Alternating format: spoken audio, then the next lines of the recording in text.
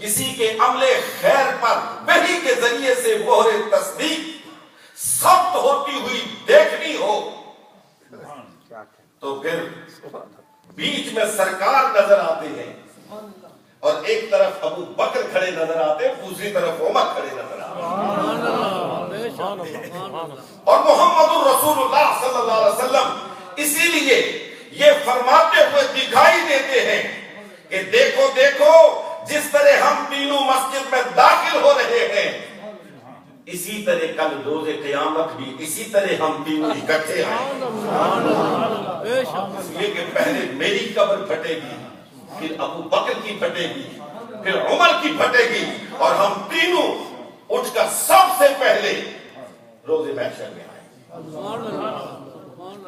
حضرات محترم،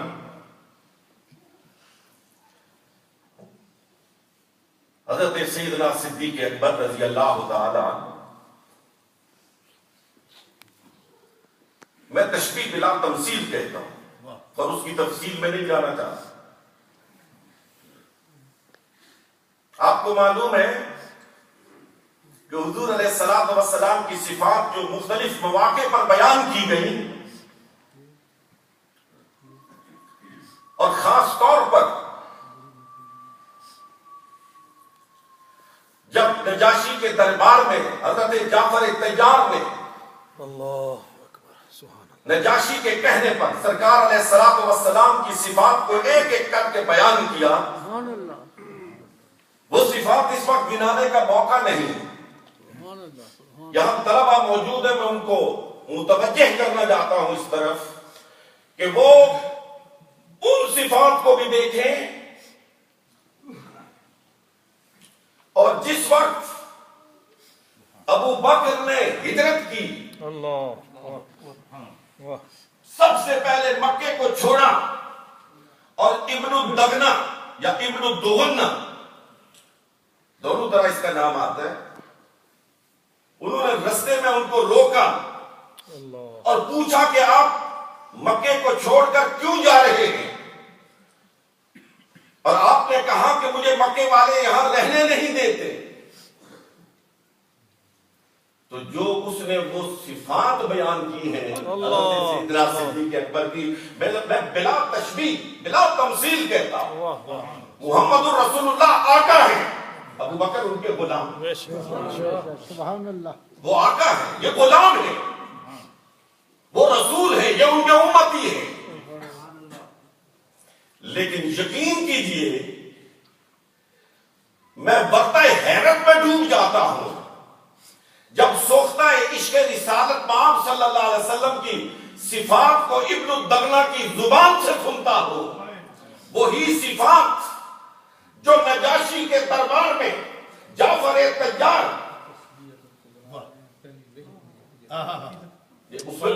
اس میں بھی نجاشی کے دربار میں جو سب سے پہلے صفات بیان کی محمد رسول اللہ صلی اللہ علیہ وسلم کی،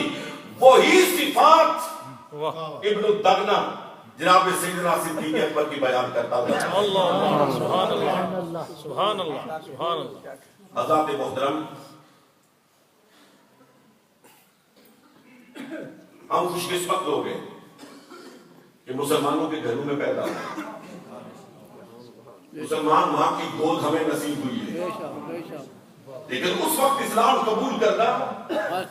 اور محمد رسول اللہ صلی اللہ علیہ وسلم کے قدم محمد رضوم کو چوم کر اپنی زندگی کا سفر طے کرنا کوئی آسان کام نہ تھا۔ سیدنا علی المرتضی کرم اللہ وجہہ سبحان اللہ راوی آپ ارشاد فرماتے، اگر میں بھول نہیں رہا تو بعد میں مسلم شریف کی حدیث عیسیٰ محدث ہے ایسی نہیں یاد ہو،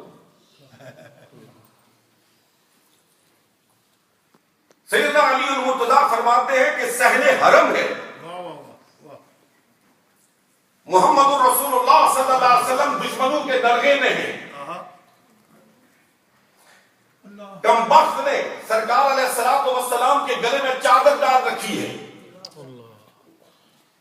اس کو کسا جا رہا ہے، اور اتنا کسا گیا اتنا کسا گیا اتنا کسا گیا سرکار علیہ الصلوۃ والسلام کی سانسیں رکنے لگ گئیں اور سرکار علیہ الصلوۃ والسلام کی مبارک آنکھوں کے ڈھیلے سرکار علیہ الصلوۃ والسلام کے چہرہ اقدس پر نمایاں ہو گئے. سیدنا علی فرماتے ہیں, شیر خدا فرماتے ہیں, حضور علیہ الصلوۃ والسلام کے گھر میں پرورش پانے والے فرماتے ہیں,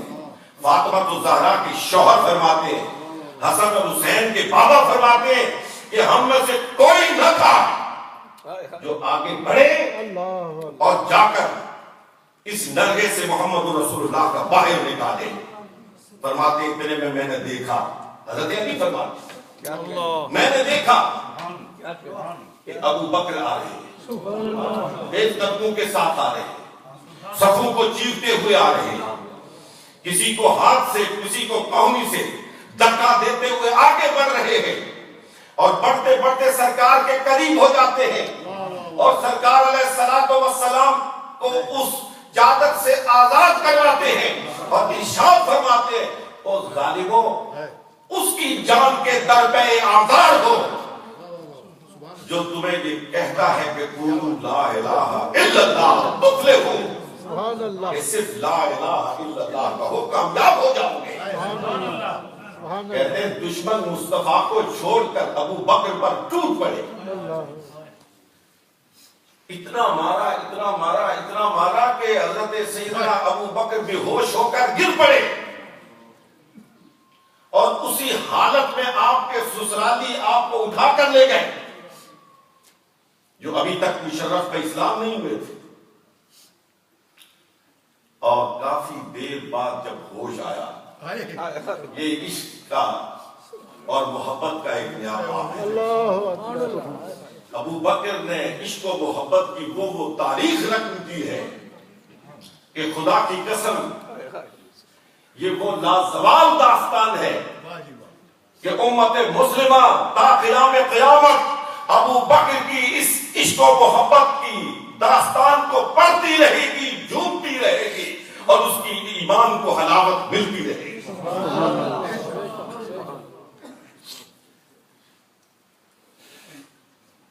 پانی چھڑکا گیا, کافی دیر بعد ہوش آیا تو جو پہلا سوال زبان پر آیا, جو پہلا سوال زبان پر آیا وہ کیا تھا؟ سبحان اللہ. دوستان محترم, صدیق کی زبان کھلتی ہے, آنکھ کھلتی ہے, پہلا سوال زبان پر کے آتا ہے, مجھے بتاؤ میرے آقا کیسے؟ سبحان اللہ. سبحان میرے آقا کیسے؟ آپ کے سسرال والے کہتے ہیں جس کی وجہ سے تمہارا یہ حشر ہوا ہے اس کا حال پوچھ رہے, یہ لو پانی پیو, تھوڑا سا دودھ پی لو, ذرا سنبھل جاؤ. فرماتے ہیں مجھے قسم ہے اس رب کی جس کی قدرت میں میری جان ہے کہ جب تک میں اپنے آقا کو نہ دیکھ لوں کوئی قطرہ یا آب میرے حلق سے نیچے نہیں اترے گا. سبحان اللہ.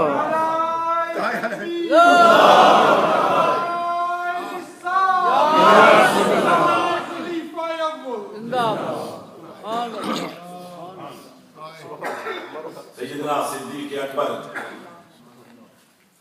عمر بن الخطاب اور اپنی والدہ کے کندھوں کے سہارے پر بارگاہ مصطفی میں تشریف لاتے. اس وقت سرکار کی حالت کیا ہوئی ہوگی؟ ذرا اس منظر کو تصور میں لاؤ کہ زخموں سے چور چور بے ہوشی سے اٹھ کر اپنے آقا کی بارگاہ میں پہنچنے والا صدیق اکبر جس وقت محمد عربی صلی اللہ علیہ وسلم کی آنکھوں کے سامنے آیا ہوگا اس وقت جذبات کے تلاطم کا عالم کیا ہوا ہوگا. سرکار علیہ الصلوۃ والسلام کھڑے ہو گئے اور سوچو تو صحیح, غور تو کرو ابو بکر کے مقام پر تبصرہ کرنے والوں, ابو بکر کی ذات کو موضوع بحث بنانے والوں, سوچو تو صحیح کہ ابو بکر سامنے آتے ہیں تو محمد عربی کھڑے ہو جاتے ہیں. کھا کر دیکھو سیرت کی کتابیں, سرکار کھڑے ہو جاتے ہیں, سرکار آگے بڑھتے ہیں, ابو بکر کو گلے سے لگاتے ہیں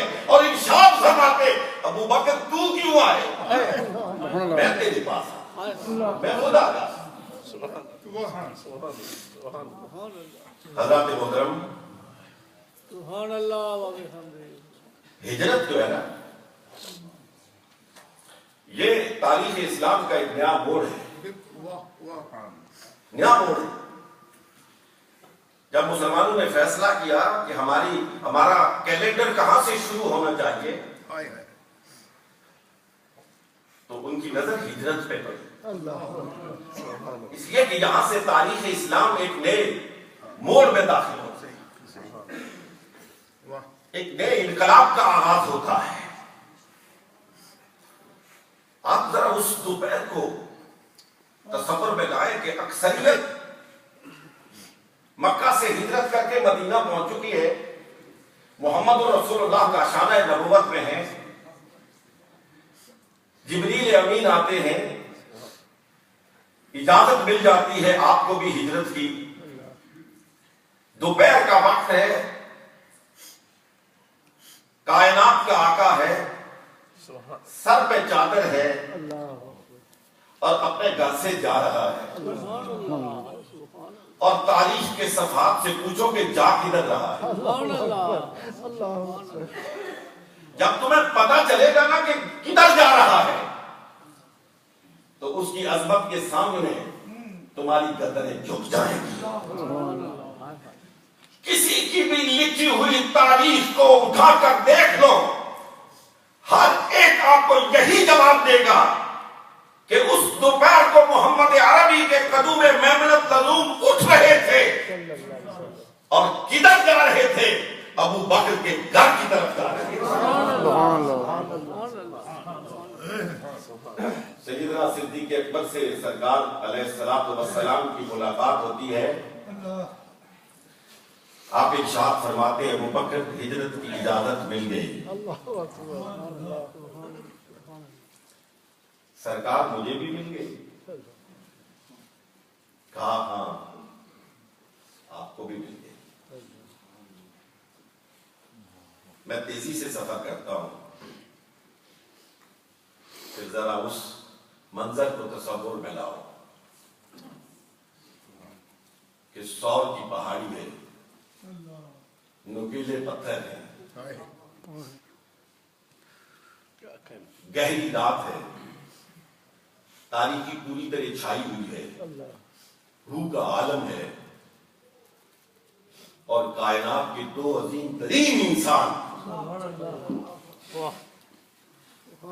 ان کو میں نے دو اس لیے کہا ہے کہ ان کو 2 مہینے تو نہیں کہا ان کو 2 مہینے تو نہیں کہا نا ثانیہ سے نہیں ان کا خطاب میں نے تو نہیں دیا یہ تو خدا نے دیا سبحان اللہ سور کی پہاڑی چڑھ رہے پتھر سرکار علیہ الصلوۃ والسلام کے قدوم محنت لزوم کہ میں تو کہوں گا بوسے لیتے ہیں بوسے لیتے ہیں سرکار علیہ الصلوۃ والسلام کے مبارک قدموں سے خون نکل آتا ہے زبان نبوت حرکت میں آتی ہے یہ بھی عزت یہ مقام یہ مرتبہ صرف اگر یہی کسی ایک کو مل جاتا نا صرف یہی ایک مقام اور مرتبہ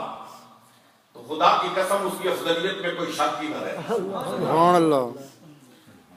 زبان نبوت حرکت میں آتی اور فرماتی ابو بکر تو بیٹھ میں تیرے اوپر بیٹھنا چاہتا ہوں